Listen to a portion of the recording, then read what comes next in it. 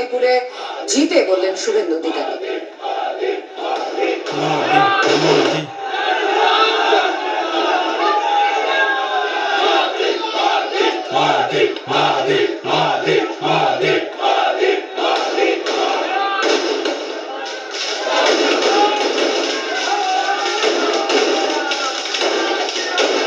এই দিনটা দেখার জন্য এই আত্মা কাঁদছিল। আর আগামী গতকাল যখন ভোটের রেজাল্ট বেরোলো, তখন রেজাল্ট দেখে চোখ থেকে জল বেরিয়ে গিয়েছিল। কত বছর ধরে অপেক্ষা করছিলাম বিজেপি আসবে আর আমাদের অঞ্চলে উন্নতি করবে, আজকে এসেছে।